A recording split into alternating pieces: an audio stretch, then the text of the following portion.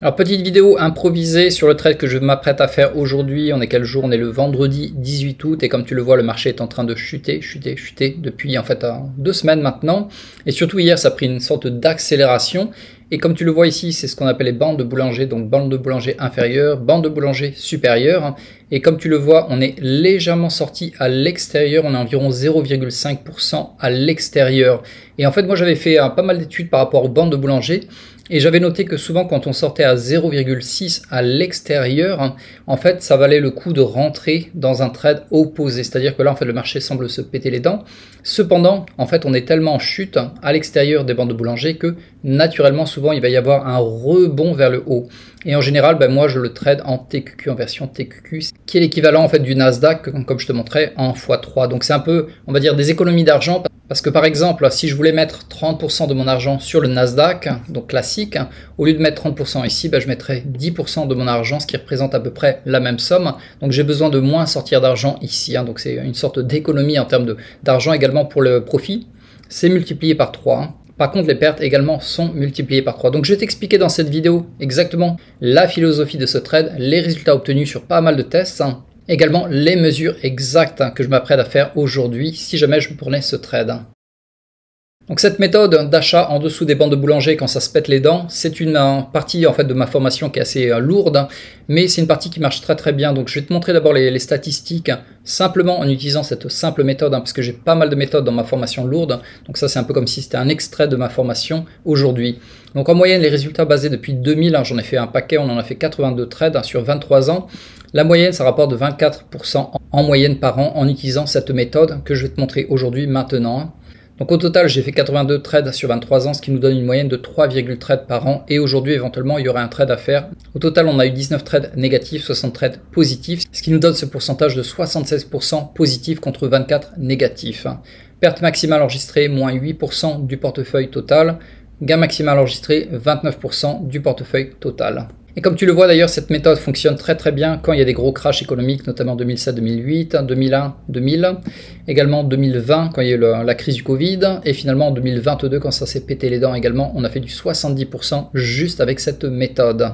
Et toujours avant de te l'expliquer, je te montre quelques-uns des trades que j'avais fait, notamment en 2022, on en avait fait 6.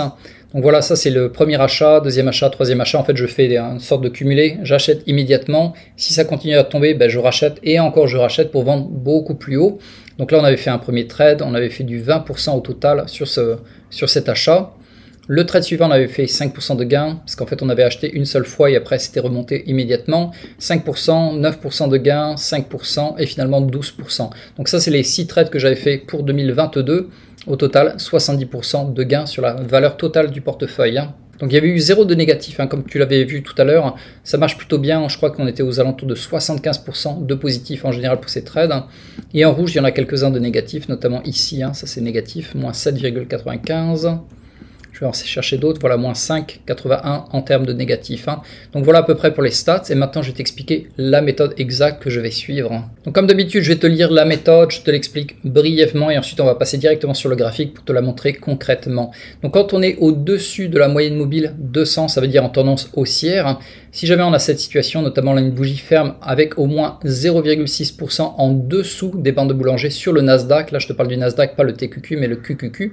Donc si jamais on a en dessous moins 0,6 et qu'au minimum on est à moins 5,75% de distance avec le dernier plus haut, et t'inquiète pas si ça te semble être du chinois, je te le montre tout à l'heure sur le graphique, à ce moment là en fait je vais placer un premier achat avec 35% de mon argent, et à partir de là si ça continue à chuter à moins 7,5% depuis ce niveau, je rajoute 20% de mon argent. Si ça chute de moins 10% de ce niveau, je rajoute 25% à nouveau de mon argent. Au total, j'aurais mis 35, 20 et 25.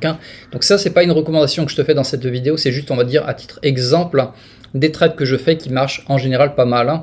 Car si ce trade était perdant, en moyenne, tu perdrais environ 6%. Donc toi, tu peux éventuellement moduler ces prix. Par exemple, là, tu peux mettre, on va dire, 15%, 15% et peut-être 25% parce que le dernier, le stop n'est pas loin. Donc là, tu perds pas beaucoup d'argent. Mais surtout, éventuellement, si le trade était perdant, c'est celui-là qui va te coûter le plus. Donc si tu veux réduire, on va dire, le risque, tu réduis le montant d'argent ici. Et le stop loss, je le mets depuis le premier achat, notamment ici, à moins 12%. Donc voilà, je t'ai montré les points d'entrée, je t'ai montré le stop loss. Et une autre chose que j'avais oublié de préciser, c'est qu'en fait ça, c'est par rapport au TQQ. Je me réfère sur le QQQ pour voir est-ce que ça vaut le coup de rentrer ou pas. Et quand je rentre en TQQ, donc voilà à peu près l'argent que je place. Voilà le stop loss et à partir de là, je vais te le montrer maintenant sur le TradingView. Donc maintenant, on est arrivé sur TradingView. Sur cette fenêtre, je suis en QQQ qui est le Nasdaq et sur cette fenêtre, je suis en TQQ qui est le Nasdaq en effet de levier x3. Donc toujours par référence, je regarde le QQQ, mais je vais rentrer éventuellement en TQQ. Donc comme tu le vois, ça c'est les bandes de boulanger, hein, je te l'avais montré. La fermeture ici, on est aux alentours de 0,49% en dehors des bandes de boulanger. Donc moi, minimum, c'est 0,6. Hein. Là, on les a pas. Cependant, si aujourd'hui l'ouverture se faisait environ ici, et donc on regardait, parce que là, en pré-marché, on est déjà à 357. Hein, là, on serait à moins 0,83%. Donc j'aurais eu cette condition validée.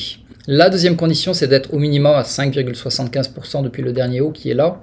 Donc là, on est à 8,61. On a une grosse marge de manœuvre pour remonter. Donc les deux conditions sont réunies éventuellement, donc ça sera vérifié avant l'ouverture du marché. Hein. Mais effectivement, si on devait ouvrir ici, environ d'ailleurs c'est sur une forte support, hein, je mettrais en fait quelques billes à l'intérieur ici sur le TQQ. Hein. Donc maintenant, on va venir en TQQ, donc je vais te montrer. Donc là, l'achat, éventuellement, ça se ferait là si le marché est ouvert. Donc là, c'est environ 2h30 avant que le marché s'ouvre. Donc je ferai mon premier achat ici. Et ensuite, par rapport à ce premier achat, si jamais ça devait chuter environ 7,5% en dessous, donc voilà, on va y arriver dans ces zones-là, je ferai mon deuxième achat, que je te mets plutôt, on va dire ici. Et le troisième achat, je le ferai aux alentours voilà, de 10% basé sur le premier achat, donc environ ici. Je te le mets là. Et finalement, le stop loss, hein, toujours basé sur le premier achat, je le mettrai à 12%. Voilà, donc ça c'est mon stop loss, je te le mets ici également, je te le mets en rouge, ça sera beaucoup plus simple à comprendre. Donc voilà à peu près pour les mesures, premier achat dès l'ouverture du marché, si jamais on était effectivement en dessous des bandes de boulanger.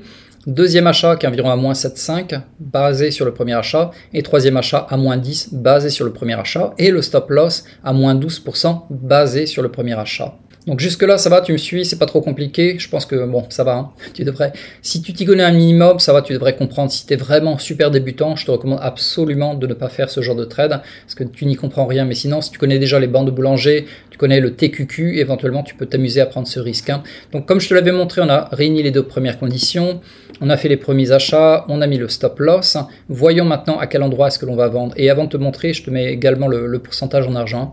Comme je te l'avais dit précédemment, si jamais tu veux réduire le risque en termes financiers, tu ne veux pas perdre voilà, plus de 3% de ton argent, tu diminues simplement ce pourcentage, surtout sur le premier achat. Par exemple, tu peux mettre 15%, là tu vas mettre peut-être 15%, et là finalement tu mets à 20%. Et à ce moment-là, si ton trade était perdant, malheureusement, ça arrive à environ 25% du temps que ça soit perdant, donc 75% gagnant, 25% perdant.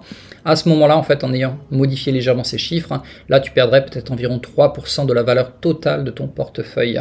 Et voyons maintenant la deuxième partie qui est plus intéressante, c'est la vente avec profit. Donc il y a deux choix. Si jamais on devait remonter en flèche vers le dernier haut, donc le dernier sommet, ce que l'on fait en fait, on va vendre à moins 3% depuis le dernier plus haut sur le TQQ. Hein. Donc je te le montre directement sur l'écran.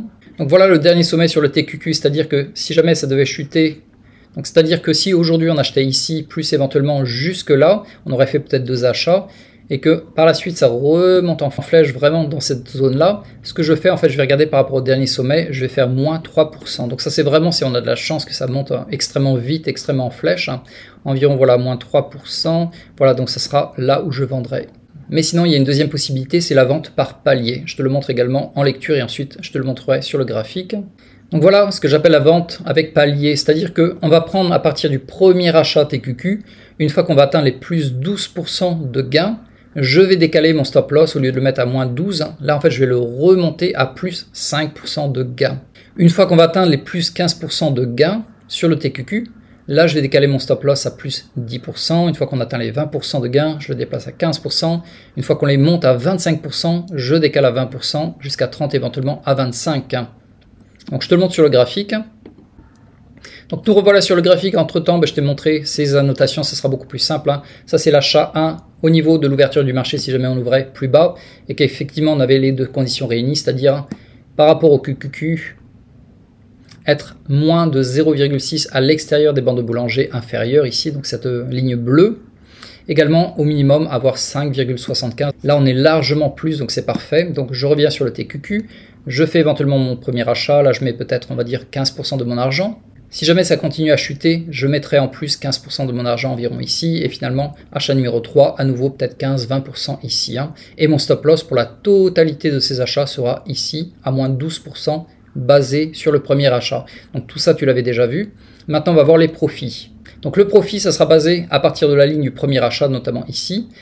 Dès qu'on va atteindre les plus 12%, voilà, environ 12%. Ce que je fais, je vais déplacer mon stop loss à plus 5% de gain. Donc voilà, environ ici. Bon, les chiffres ne sont pas exacts, mais c'est juste pour aller vite dans cette vidéo. Donc voilà, je décalerai mon stop loss là, parce qu'en fait, on est ici en termes de profit.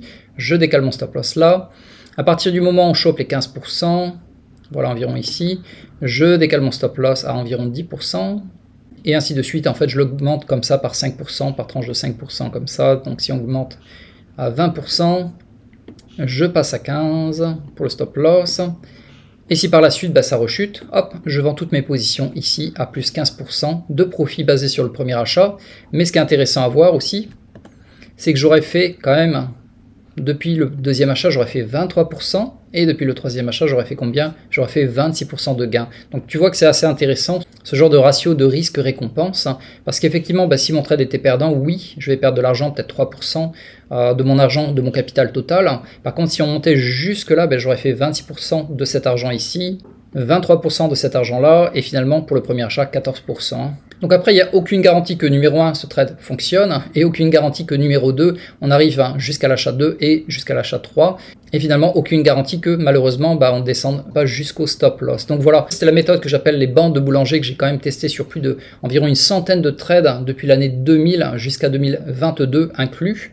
Et cette année, en 2023, on n'en avait pas encore eu, c'est le premier qui vient d'apparaître.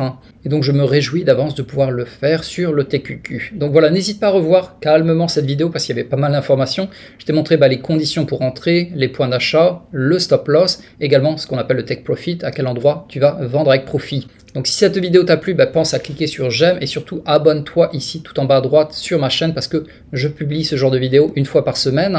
Également, tous les lundis, je fais l'analyse du marché. Et petite dernière chose, tout en bas de la vidéo, dans la case des commentaires, juste en dessous de cette vidéo, il y a un lien pour assister à mon webinaire qui est gratuit, qui dure environ 40 minutes, où justement je vais te présenter les indices que je trade, notamment le TQQ et l'inverse qui s'appelle le SQQ. Donc je les trade en moyenne en 3 minutes par jour maximum.